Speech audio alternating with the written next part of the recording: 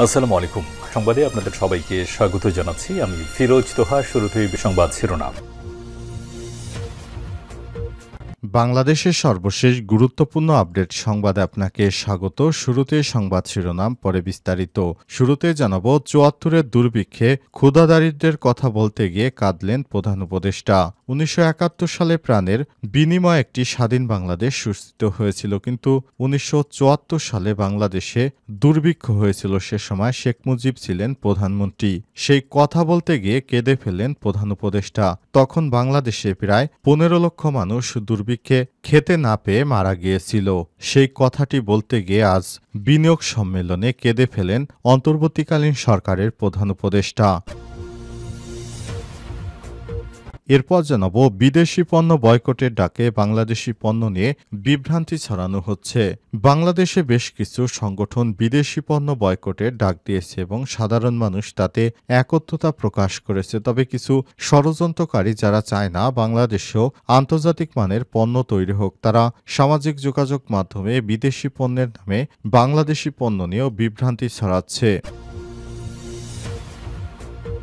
এবারে জানাবো, বাংলাদেশে চালু হলো স্টারলিংক ইন্টারনেট সেবা, খরচ পড়বে কত জানাবো। বাংলাদেশে ইন্টারনেট সেবা চালু করেছে স্টারলিংক। সেখানে বাংলাদেশি আবাসিক হিসেবে প্রতি মাসে $120 বা ১৫,০০০ টাকার মতো খরচ হবে। তবে ভুটানের রেসিডেন্সিয়াল ফিক্সড ইন্টারনেটের জন্য খরচ গড়ে প্রতি মাসে ৪,২০০ ভুটানিজ গুলট্রাম, যা বাংলাদেশি টাকায় ৫,৮০০ টাকার মতো। বাংলাদেশেও এই দামে ইন্টারনেট পাওয়া যেতে পারে, তবে সেটি চালু হলে নিশ্চিত করা যাবে। এদিকে ১৬ এপ্রিল বিএনপির সঙ্গে বসবেন প্রধান উপদেষ্টা। আগামী ১৬ এপ্রিল বিএনপিকে সময় দিয়েছেন প্রধান উপদেষ্টা অধ্যাপক ড. মোহাম্মদ ইউনূস। এ সময় বিএনপি আগামী নির্বাচন নিয়ে অন্তর্বর্তীকালীন সরকারের প্রধান উপদেষ্টার কাছে জানতে চাইবে কবে নির্বাচন দেয়া হবে বা এবছরের কবে নির্বাচন নিয়ে সুস্পষ্ট রোডম্যাপ অন্তর্বর্তীকালীন সরকারের প্রধান উপদেষ্টার কাছে জানতে চাইবে বিএনপি। এদিকে ৪,০০০ কোটি টাকা ব্যয়ে শেখ মুজিবের মুজিববর্ষ পালন করেছিল শেখ হাসিনা এবং শেখ রেহানা। তাদের বিরুদ্ধে দুদকের অনুসন্ধান।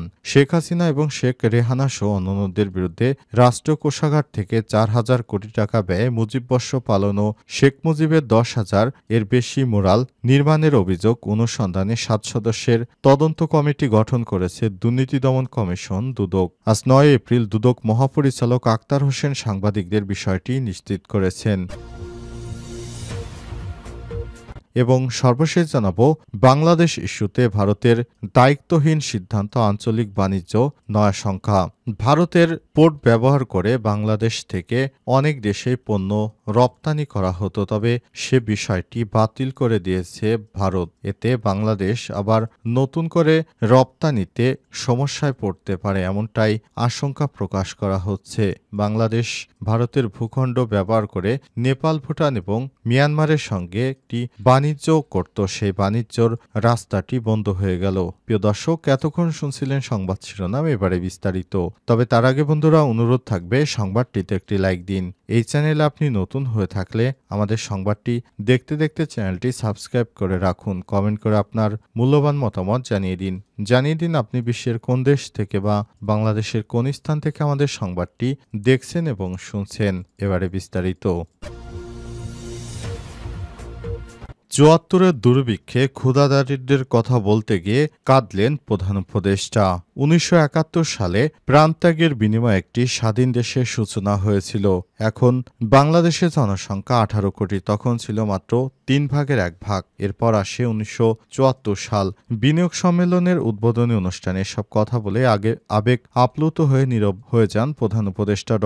মোহাম্মদ ইউনূস। এক পর্যায়ে কেঁদেও ফেলেন তিনি। পরে চোখ ছলছল অবস্থায় আবারও কথা বলতে শুরু করেন। বুধবার ৯ এপ্রিল রাজধানীর হোটেল ইন্টারকন্টিনেন্টালে বিনিয়োগ সম্মেলনে প্রধান উপদেষ্টা আবেগ আপ্লুত হয়ে কেঁদে ফেলেন। প্রধান উপদেষ্টা বলেছেন, ক্ষুধায় মানুষ মারা গেছে বাংলাদেশের। আমাদের দেশে অনেক বড় একটা দুর্ভিক্ষ দুঃখ ছিল 15 লক্ষ মানুষ মারা গেছে। তখন এমন ছিল স্বাধীন বাংলাদেশ, কিন্তু সে সময় শেখ মুজিব ক্ষমতায় ছিল।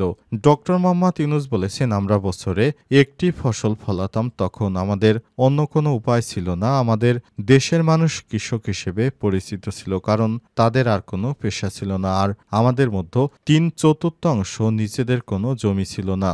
জীবন অনেক কঠিন ছিল। প্রধান উপদেষ্টা বলেছেন, দুর্ভিক্ষের সেই সময় গরিব মানুষকে ক্ষুদ্র ঋণ দেওয়ার মাধ্যমে পরিস্থিতি নিয়ন্ত্রণে আনতে একটি উদ্যোগ নেওয়া হয়েছিল, যাতে তারা নিজেদের ব্যবসা শুরু করতে পারে। বিশেষ করে নারীদের দেওয়া হয়েছিল, সেটি ছিল ক্ষুদ্র ঋণ কর্মসূচি। আমরা গ্রামীণ ব্যাংক প্রতিষ্ঠা করলাম, কোনো ধারণাই ছিল না কোন পথে যাবে। বৈশ্বিক একটা নাম পরিণত হলো।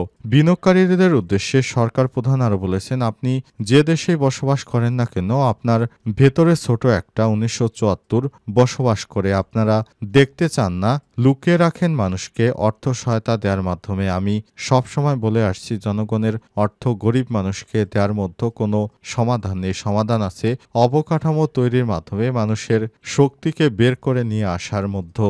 2025 সাল বাংলাদেশের সামনে একটি গুরুত্বপূর্ণ অধ্যায়। এই সময় অন্তর্বর্তীকালীন সরকারের চেষ্টায় বাংলাদেশে বড় ধরনের বিনিয়োগ আসছে। এই বিনিয়োগের মাধ্যমে বাংলাদেশ আশা করা যায় ভবিষ্যতে একটি ভালো পর্যায়ে যেতে পারবে, এমনটা আশাবাদ ব্যক্ত করেছেন অনেকেই।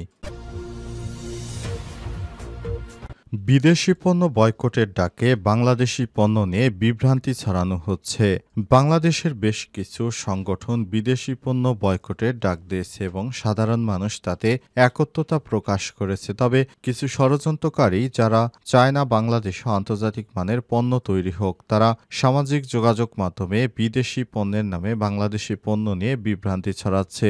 সম্প্রতি এমন এক তথ্য আমাদের নজরে এসেছে। সামাজিক যোগাযোগ মাধ্যমে বিদেশি পণ্যের নামে সানচিপস সম্পর্কে ভিত্তিহীন তথ্য গুজব ছড়ানো হচ্ছে। সানচিপস কর্তৃপক্ষ যার তীব্র প্রতিবাদ জানিয়েছে। সানচিপস এর কোনো আন্তর্জাতিক রাজনৈতিক সংযোগ নেই এবং বিদেশি মালিকানাধীন নয়। সানচিপস বাংলাদেশে তৈরি রিয়েল পটেটো চিপস, বাংলাদেশে উৎপাদিত আলু থেকে তৈরি। এটি কাশেম গ্রুপের একটি পণ্য। কাশেম গ্রুপ একটি স্বনামধন্য বাংলাদেশি প্রতিষ্ঠান, যা 1960 সাল থেকে সুনামের সঙ্গে গ্রাহকদের জন্য কাজ করে যাচ্ছে। কাশেম গ্রুপের অন্যান্য জনপ্রিয় পণ্যের মধ্যে রয়েছে সানপানি, সানঘি, সান পাপড়, সান বাস্ট, powder drinks, sunlight battery, sunlight gas, sunlight aerosols, web air freshener এবং ওয়েব বডি স্প্রে অন্যতম। দেশি পণ্যকে ভালোবেসে দেশকে এগিয়ে নিয়ে যাওয়ার এই প্রয়াসকে কাশেম গ্রুপ স্বাগত জানায়। তাই দয়া করে গুজব থেকে দূরে থাকুন। দেশি পণ্যকে কেউ নষ্ট করবেন না। বাংলাদেশি পণ্যকে বিভ্রান্ত করে বাংলাদেশি অফিস আউটলেটগুলো ভেঙে চুরে, বিশেষ করে আমাদের দেশের মার্কেটিং ব্যবস্থা অনেক ষড়যন্ত্রকারী ধ্বংস করে দিতে চায়। তাই সবার প্রতি বিনীত অনুরোধ জানানো হয়েছে, আপনারা নিজ দেশের পণ্য সম্পর্কে জানুন। কেউ দয়া করে বিভ্রান্ত সৃষ্টি করবেন না। বাংলাদেশে চালু হলো স্টারলিংক ইন্টারনেট সেবা। খরচ পড়বে কত? বর্তমানে বাংলাদেশে বিদ্যমান ইন্টারনেট সেবা বা সাবমেরিন কেবল নির্ভর স্টারলিংক ইন্টারনেট সেবা দেয় স্যাটেলাইট বা কৃত্রিম উপগ্রহের মাধ্যমে, যা পুরো বিশ্বকেই উচ্চগতির ইন্টারনেট সেবা দিয়ে থাকে। বুধবার 9 এপ্রিল রাজধানীর হোটেল ইন্টারকন্টিনেন্টালে অনুষ্ঠিত বাংলাদেশ বিনিয়োগ সম্মেলন বাংলাদেশে পরীক্ষামূলকভাবে চালু করা হয়েছে স্টারলিংকের সেবা। সম্মেলনে বাংলাদেশ স্যাটেলাইট কোম্পানি লিমিটেডের BSCL স্টলে বিশেষ কিউআর কোড ব্যবহার করে দর্শনার্থীরা বিনামূল্যে স্যাটেলাইট চালিত ইন্টারনেট প্রযুক্তির গতি পরীক্ষার সুযোগ পেয়েছেন। সেখান থেকে স্টারলিংকের ইন্টারনেট ব্যবহার করে সম্মেলনে কার্যক্রম সরাসরি সম্প্রচার করা হয়। গত 29 মার্চ বাংলাদেশে বিনিয়োগ উন্নয়ন কর্তৃপক্ষ স্টারলিংকে বিনিয়োগ নিবন্ধন দেয়। 90 কার্য দিবসের মধ্যে শুরু করতে পারবে স্টারলিংকের কার্যক্রম। গত 13 ফেব্রুয়ারি বিশ্বের শীর্ষ ধনকুব ইলন মাস্কের সঙ্গে ভিডিও কলে স্টারলিংক প্রসঙ্গে আলোচনা করেন অধ্যাপক ডক্টর মোহাম্মদ ইউনূস। স্টারলিংক বলছে, বাসাবাড়িতে তাদের সেবা নিতে কিছু সরঞ্জাম কিনতে হবে। সেখান থেকে একটি রিসিভার, অন্যান্য কিট স্ট্যান্ড, রাউটার এবং তারও বৈদ্যুতিক সরবরাহ ব্যবস্থা বা পাওয়ার সাপ্লাই। এটাকে স্টারলিংক কিট বলা হয়, যার মূল্য $349 থেকে $599, যার বাজার মূল্য বাংলাদেশি টাকায় 43 থেকে 74 হাজার। আবাসিক মাসিক গ্রাহকদের জন্য স্টারলিংকের মাসিক সর্বনিম্ন ফি $120 বা বাংলাদেশি টাকায় প্রায় 15,000 টাকার একটু কম। কর্পোরেট গ্রাহকদের জন্য স্টারলিংক কিটের দাম ও মাসিক ফি দ্বিগুণ বেশি, তবে দেশভেদে দামের ভিন্নতা রয়েছে। ভুটানে রেসিডেন্সিয়াল ফিক্সড ইন্টারনেটের খরচ পড়ে প্রতি মাসে 4,200 ভুটানিস গুলটাম, যা বাংলাদেশি টাকায় 5,800 টাকার মতো। সুতরাং বাংলাদেশেও 5,800 টাকার মতো দামে ইন্টারনেট পাওয়া যেতে পারে। সেটি ইন্টারনেট সার্ভিস দিলে তারপর বিষয়টি জানা যাবে। 16 এপ্রিল বিএনপির সঙ্গে বসবেন প্রধান উপদেষ্টা। আগামী 16 এপ্রিল বিএনপিকে সময় দিয়েছেন প্রধান উপদেষ্টা অধ্যাপক ড. মোহাম্মদ ইউনূস। তাদের সঙ্গে সাক্ষাতের সময় চেয়েছিল বিএনপি। বুধবার 9 এপ্রিল বিএনপিকে প্রধান উপদেষ্টার সময় দেওয়ার বিষয়টি নিশ্চিত করেছে বিএনপির স্থায়ী কমিটির সদস্য সালাউদ্দিন আহমেদ। সালাউদ্দিন আহমেদ বলেছেন, প্রধান উপদেষ্টার কার্যালয় থেকে আজ দুপুরের দিকে 16 এপ্রিল বিএনপিকে সময় দেওয়ার কথা জানানো হয়েছে। রাষ্ট্রীয় অতিথি ভবন যমুনায় দুপুর 12টায় সাক্ষাৎ হতে পারে। এদিকে বিএনপির নেতারা জানিয়েছে, অন্তর্বর্তীকালীন সরকারের প্রধান উপদেষ্টার সঙ্গে সাক্ষাৎকারে তার আগামী জাতীয় নির্বাচন, পথনকশা ঘোষণা, চলমান সংস্কার প্রক্রিয়া সহ বিভিন্ন বিষয় নিয়ে কথা বলবেন। বিশেষ করে নির্বাচন কবে হবে, নির্বাচন কবে দিবে সে বিষয়ে তারা নিশ্চিত হতে চাইবে এবং বিএনপির এই যে বছরের ডিসেম্বরের মধ্যে জাতীয় নির্বাচন চায় সেটা প্রধান উপদেষ্টাকে সরাসরি বলতে পারে। আগামী জাতীয় সংসদ নির্বাচন নিয়ে সরকারের প্রকৃত মনোভাব কি তা এখনও বুঝে উঠতে পারছে না বিএনপি। যতই দিন যাচ্ছে নির্বাচন নিয়ে অস্পষ্টতা বাড়ছে বলে মনে করছে দলটি। এ বিষয়ে স্পষ্টভাবে জানতেই বিএনপির এই প্রতিনিধি দল অন্তর্বর্তীকালীন সরকারের প্রধান উপদেষ্টার সঙ্গে সাক্ষাৎ করতে চায় বলে জানিয়েছে বিএনপির নীতি নির্ধারণী ফোরাম।